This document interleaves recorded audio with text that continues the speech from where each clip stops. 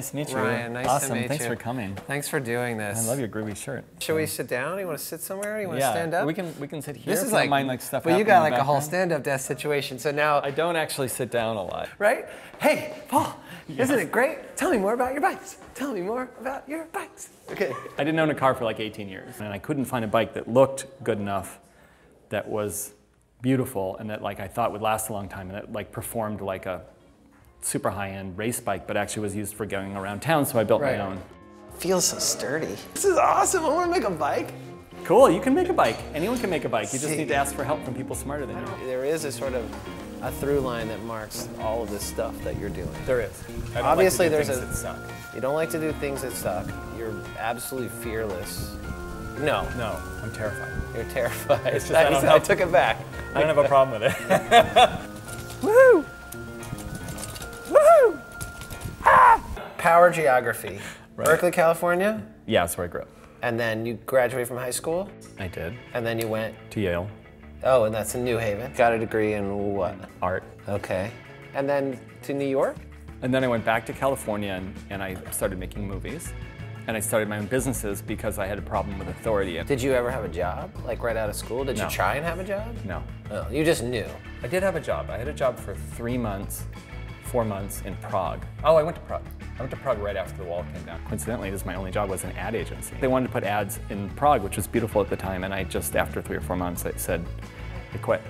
And then Went back to California. I started another company where I was selling used Levi's and really high-end vintage clothing to Japan. So where did the fashion thing come in? That was just part, like, did you care about fashion? I did. There were always these kids in high school that like always looked great. There's this guy, Paul Jackson, still a friend of mine, who would show up at school like in pajama bottoms and like a red fur hat, matching red fur like slippers on his shoes. Right. So I always wanted to be like Paul, truthfully. I don't know if I ever told Paul this. Ah! Ah! I have a question. Yeah. Here's my question. Here's my question. Here's my question real quick. Okay, so you're making films. You're in Berkeley, and then when does New York City come into this? I moved to New York City in 1996.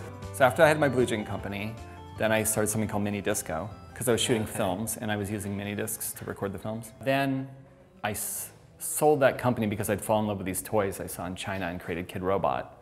And that was in 2002. If I were to name the Paul Budnitz biography, it would be like, and then? I really, it is. I feel like overlap. they It's do. not like you did one thing.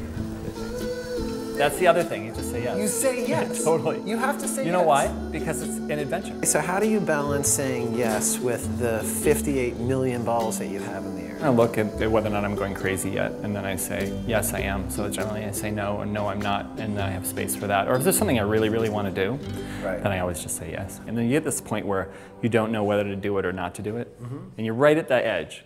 And whenever it's at that edge, I always just say, oh, come on, let's just do it. This is fun. I love that you guys are going to cut, and suddenly we'll be like sitting in front of like but an old oil tank. The best part is that this is an experimental version of the show where we just take a word from everything that you said and we're like, Ryan Miller is the best person love it. I've ever met. It's totally an art show. And so you came here to kind of explore? And I thought it was like the greatest place I'd ever been. I called my wife, I said, we're totally moving here. Once you live a place that doesn't have billboards, like, you know, Is that really what it is? I think it's the spirit of what's behind that. See, I always think like everyone goes, Ello, you started a social network that doesn't have ads. And I keep saying like, it's not about the ads, it's about what they do. It's about the poison that's under the surface that changes everything else. We're not trying to compete with Facebook. In fact, we're not the anti-Facebook. And if you want to just log onto Ello and you say you don't agree, you go to Facebook, because we don't care about Facebook. All the social networks right now suck. I'm not using them anymore. My friends aren't using them anymore. Like, the vibe is negative. It feels like network TV. It feels like someone's messing with you. You can't find your friends' posts because they had to put some advertisement for something on top of it. It's like a drag, and I said, let's just make our own. So we did, and we built it for us and our friends and used it with a bunch of friends. We used it privately for a year. Put a manifesto on the internet, put a stake in the ground, this is what we're doing. We're making the Vermont of social networks. We will not have ads, we will not sell your user data. Vermont, So we did that, and then we programmed it, and then we released it 8 weeks ago with 90 people. Right, and then since then? A lot. A lot. Millions. And you're never gonna be worth $30 billion like that. I don't think that's really our point right now. Basically, I've just lived my whole life to principles of aesthetics and moral values, and I'm just trying to do the right thing and try and be cool and do stuff that I enjoy. Did I answer all your questions? Yeah, that was pretty good. I have a lot more questions, but that's a good way to wrap up this episode of Making Friends, because if you leave and there's still a lot more you want to talk about, then you can always come back. You can always come back. So, did we make friends? Yeah, totally. Thanks, man.